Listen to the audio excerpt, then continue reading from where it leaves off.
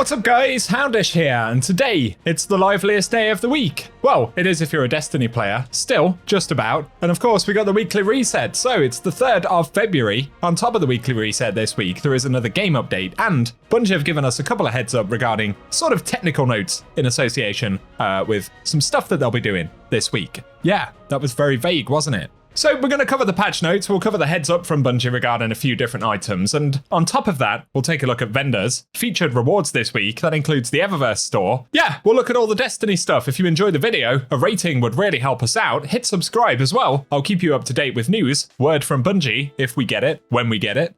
And yeah, otherwise, now, let's get into it.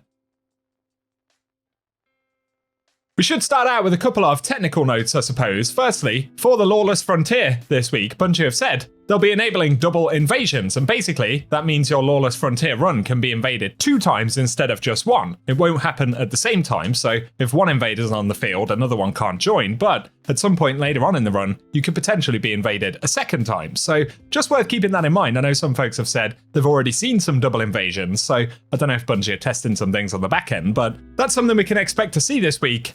And give us any experiences you have with it down in the comment section. The only other technical note, Bungie have said on Thursday they'll be conducting some server testing, which may mean that there's a bit of server interruption for players and potentially error codes and things like that. So I believe on Thursday, the 5th of February, starting at around about 11 AM Pacific, they'll start doing this server testing. It could be that you have literally no impact whatsoever, but if you see any weirdness, that is why.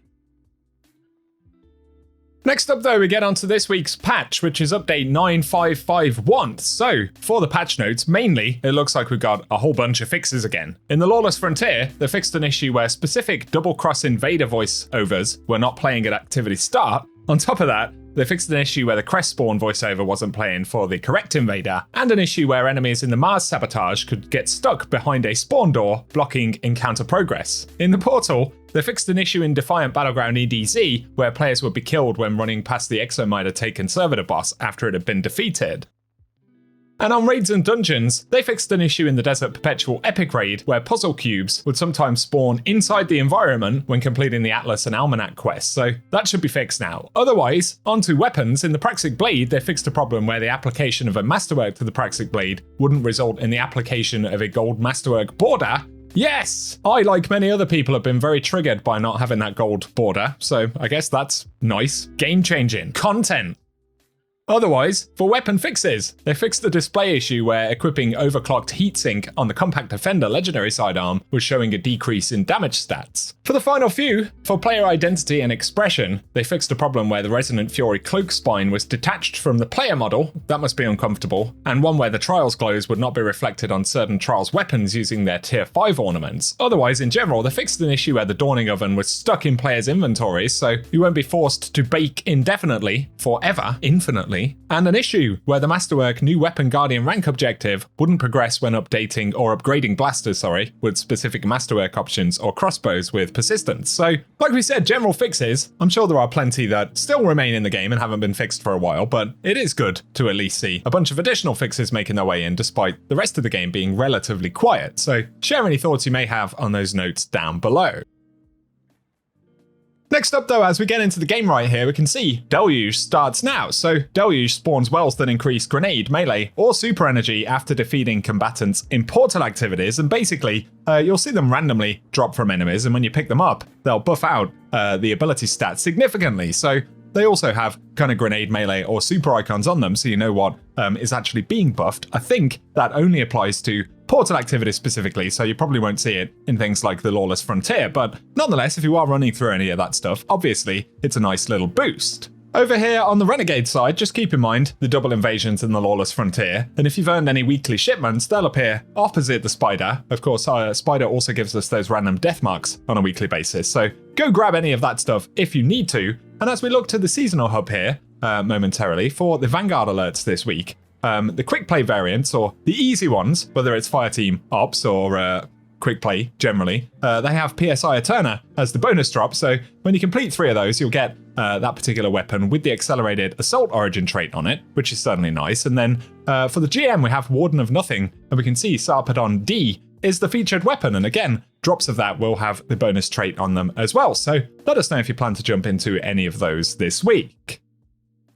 And as we fly in, we may as well take a look at the Eververse store for the week. It does seem to reflect what was recently shared in the leaked video from Gaming Animal about the Eververse rotation for the remainder of the season. Not sure about the kind of timing for Shadow and Order and all that, because Bungie haven't confirmed it. Anyway, let's speak about Bright Dust things in the store this week. So, firstly, we have the Flux Stance available for 3,250 Bright Dust right here on the front page. Very stylish indeed. Otherwise, we have Cry Havoc, which is a pretty cool ship, kind of the Cabal War Beast themed stuff right here in the store. Now available for Bright Dust. Previously, they were silver only, so if you want those, be sure to grab them. Otherwise, we have the Wave Type Hunter Exotic Sparrow right here, which is a very strange looking thing indeed. That one's up for 2,500 Bright Dust. And then there is the Crystalline Breakout Transman Effect. We'll have a quick preview. Why not? A bit of darkness tech there for 450 Bright Dust. And for our shaders, we have, wow, Infinidescence. There we go. We got there. Almost kind of, yeah, there's RGB colors on it. Reminds me of Prismatic a bit, probably just because of the pink and purple component. It also makes the base armor very shiny, kind of chromatic going on right there. So that's a new shader for, actually, no, it came last season. I was going to say new for this season. It's from last season. Maybe it was silver only last time, but that's a pretty nice shader. Some folks may want to pick up. Now we're going to have to go back over to the store with the menus that don't pull you away. According to Bungie, but they do. Keeps happening. We've also got Gamekeeper here on the front page. You know what? I'm going to buy that shader. Burn some of that Bright Dust stash. So that's the front page, anyway. Over to the main Bright Dust section, we have Armed and Ready, the exotic multiplayer emote right here, available. If you fancy it, I was going to say, oh yes, they are going to blow things up or detonate something. That's 4,250 Bright Dust. There is also the Penguin Dance for 700 Bright Dust this week from back in Heresy, if you feel like you need that. Otherwise, we have the Kit Shell from back in Season of Defiance right here, kind of Meccano vibes going on for 2,850 Bright Dust. And then the Quick Dagger exotic ship is also up this week, so a couple of new ships from this season available this week. That's 2,000 Bright Dust. Otherwise, we have the Hard Light Cycle for 2,500 Bright Dust right here, very Omolon indeed.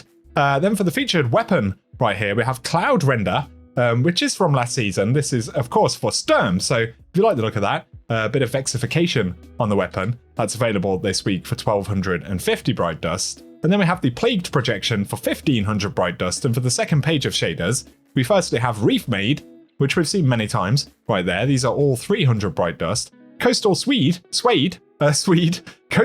is available as well. We're going to call it Swede. We're just going to rock it. That's quite a nice one. And then there is Neopop Wave, very bright indeed. And finally, Erebus Glance. Most of these have come up quite a few times in the store. Also, no Taken armor this week, which is unfortunate. But we finished with Minotaur effects, as well as the Catch Flight entrance and the Chrysalis entrance, all available for 450 Bright Dust. I should slow down, shouldn't I?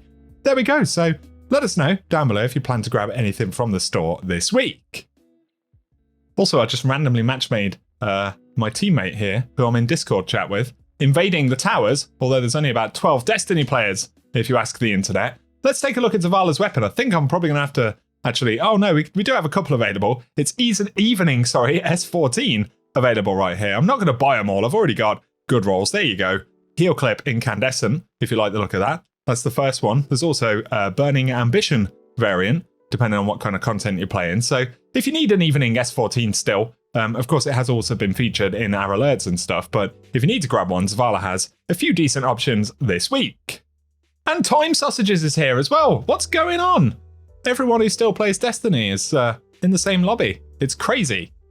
Lastly, we'll do Shader 1 right here in Dim. Oh no, we've actually loaded in. We'll do Shader 1 in-game, I suppose. That all sounded very, very strange indeed. Right, we're down here in the annex. We're going to go and visit Ada 1, the Black Armory wares vendor. Of course, she's only just finished for Arms Week, where there was 2 of her. Something's going on, man, with this game. I don't know what it is, but for the armor, we've got Season of Plunder stuff. The Ketch Killers set available this week, if you want it for cosmetics or anything like that. For the shaders, we have Vitrified Chronology available right here. Quite a nice shader indeed, that one. These are all 10,000 Glimmer. There is also Mercury Prophetic available from back in the Curse of Osiris era, which again looks alright, and Dead Orbit Vision is finally available if you're after any older faction shaders.